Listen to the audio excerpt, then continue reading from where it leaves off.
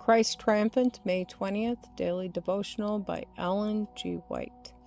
One sin often forces another. And David's anger was greatly kindled against the man, and he said to Nathan, As the Lord liveth, the man that hath done this thing shall surely die. 2 Samuel chapter 12, verse 5. The Bible has little to say in praise of mortals. Little space is given to recounting the virtues of even the best men and women who have ever lived. This silence is not without purpose. It is not without a lesson. All the good qualities that people possess are the gift of God. Their good deeds are performed by the grace of God through Christ.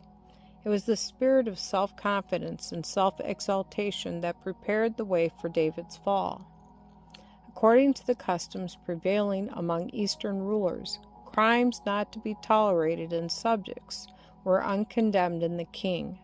The monarch was not under obligation to exercise the same self-restraint as the subject. All this tended to lessen David's sense of the exceeding sinfulness of sin. As soon as Satan can separate the soul from God, the only source of strength, he will seek to arouse the unholy desires of humanity's carnal nature. When in ease and self-security he let go his hold upon God, David yielded to Satan and brought upon his soul the stain of guilt. Bathsheba, whose fatal beauty had proved a snare to the king, was the wife of Uriah the Hittite, one of David's bravest and most faithful officers. Every effort that David made to conceal his guilt proved unavailing. He had betrayed himself into the power of Satan.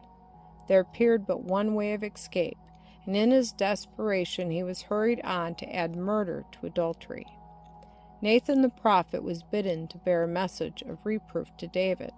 It was a message terrible in its severity. Too few sovereigns could such a reproof be given, but at the price of certain death to the reprover.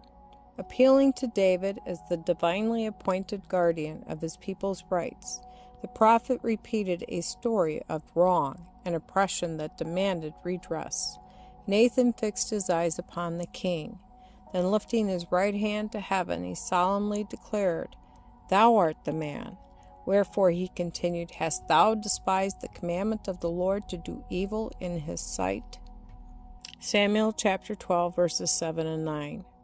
The guilty may attempt, as David had done, to conceal their crime.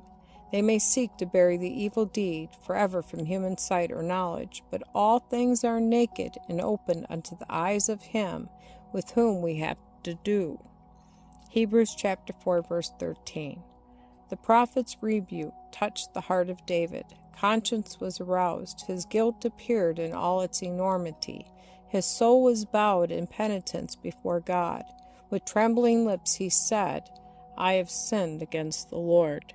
Samuel chapter 12, verse 13.